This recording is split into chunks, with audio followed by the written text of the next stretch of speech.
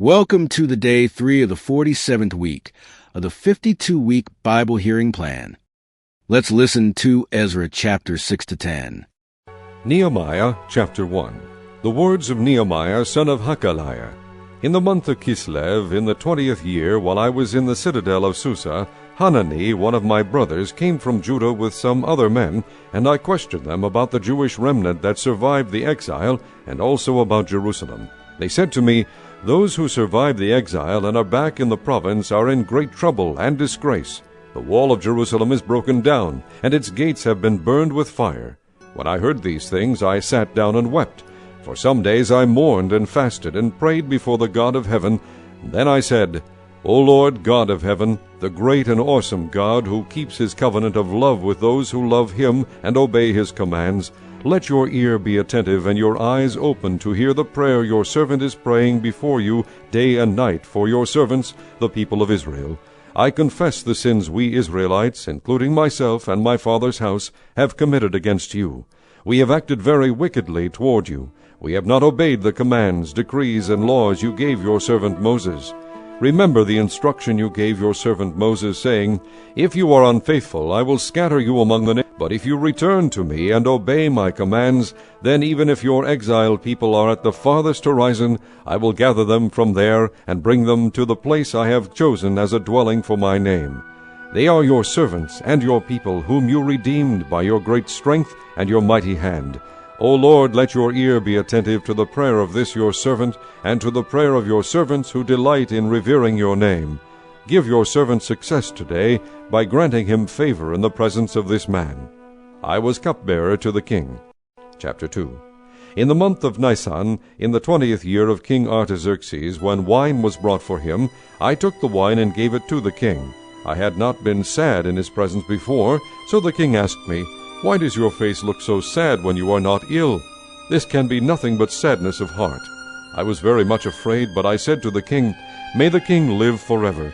Why should my face not look sad when the city where my fathers are buried lies in ruins, and its gates have been destroyed by fire?" The king said to me, "What is it you want?"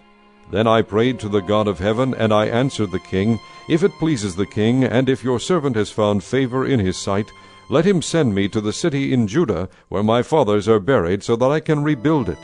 Then the king, with the queen sitting beside him, asked me, "How long will your journey take, and when will you get back?" It pleased the king to send me, so I set a time. I also said to him, "If it pleases the king, may I have letters to the governors of Trans-Euphrates, so that they will provide me safe conduct until I arrive in Judah?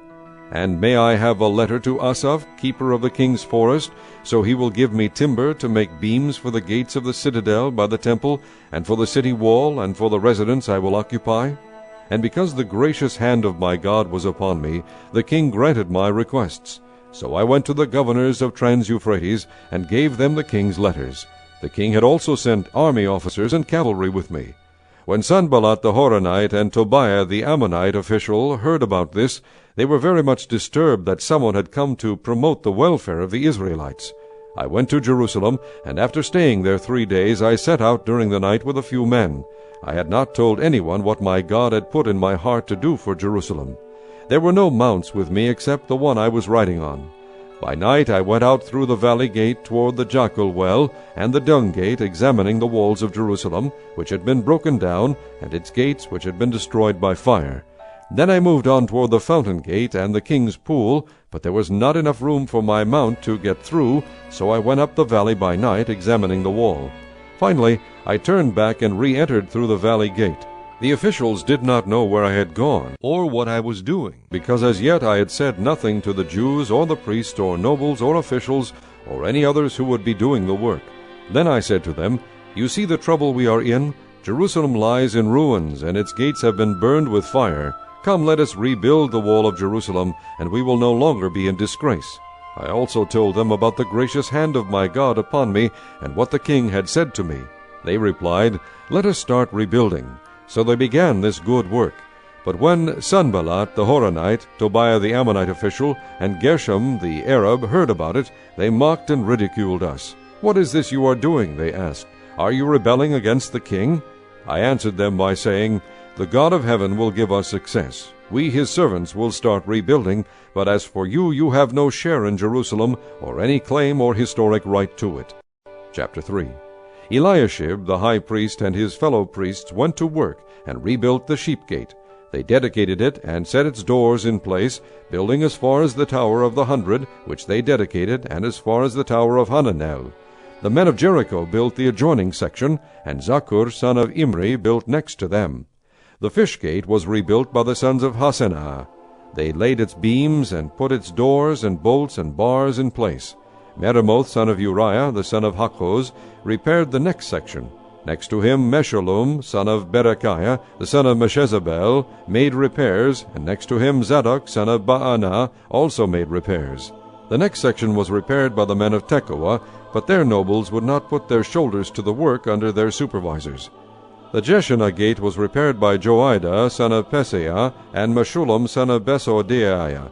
They laid its beams and put its doors and bolts and bars in place. Next to them repairs were made by men from Gibeon and Mizpah, Melatiah of Gibeon and Jadon of Moronoth, places under the authority of the governor of Trans-Euphrates. Uzziel son of Harahiah, one of the goldsmiths, repaired the next section, and Hananiah, one of the perfume makers, made repairs next to that. They restored Jerusalem as far as the broad wall. Rephaiah son of Hur, ruler of a half-district of Jerusalem, repaired the next section. Adjoining this, Jedaiah son of Harumaph made repairs opposite his house, and Hattush son of Hashabaniah made repairs next to him. Malchijah son of Harim and Hashub son of Pahath-Moab repaired another section and the tower of the ovens. Shallum son of Halohesh, ruler of a half-district of Jerusalem, repaired the next section with the help of his daughters. The valley gate was repaired by Hanun and the residents of Zanoah. They rebuilt it and put its doors and bolts and bars in place. They also repaired 500 yards of the wall as far as the dung gate. The dung gate was repaired by Malchijah son of Rechab, ruler of the district of Beth-Hakerem. He rebuilt it and put its doors and bolts and bars in place. The fountain gate was repaired by Shallun son of Kol-Hoseh, ruler of the district of Mizpah. He rebuilt it, roofing it over and putting its bolts and bars in place.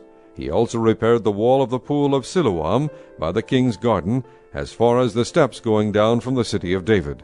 Beyond him, Nehemiah son of Azbuk, ruler of a half-district of Beth-zur, made repairs up to a point opposite the tombs of David, as far as the artificial pool and the house of the heroes.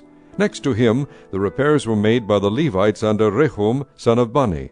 Beside him, Hashabiah, ruler of Helah, carried out repairs for his district. Next to him, the repairs were made by their countrymen under Bunui, son of Henadad, ruler of the other half-district of Keilah. Next to him, Ezer, son of Jeshua, ruler of Mizpah, repaired another section, from a point facing the ascent to the armory as far as the angle. Next to him, Baruch, son of Zabbai, zealously repaired another section, from the angle to the entrance of the house of Eliashib, the high priest.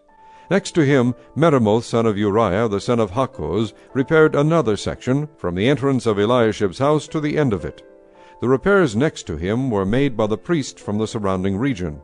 Beyond them, Benjamin and Hashub made repairs in front of their house, and next to them, Azariah son of Maaseiah, the son of Ananiah, made repairs beside his house. Next to him, Binnui son of Henadad repaired another section, from Azariah's house to the angle and the corner, and Palal son of Uzai worked opposite the angle and the tower projecting from the upper palace near the court of the guard. Next to him, Pedaiah son of Parosh and the temple servants living on the hill of Ophel made repairs up to a point opposite the water gate toward the east and the projecting tower.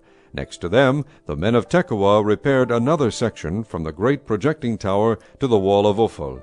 Above the horse gate, the priests made repairs, each in front of his own house. Next to them, Zadok son of Immer made repairs opposite his house. Next to him, Shechaniah, the guard at the east gate, made repairs. Next to him, Hananiah son of Shelemiah and Hanun the sixth son of Zalaph repaired another section. Next to them, Meshullam son of Berechiah made repairs opposite his living quarters. Next to him, Malchijah, one of the goldsmiths, made repairs as far as the house of the temple servants and the merchants, opposite the inspection gate, and as far as the room above the corner. And between the room above the corner and the sheep gate the goldsmiths and merchants made repairs.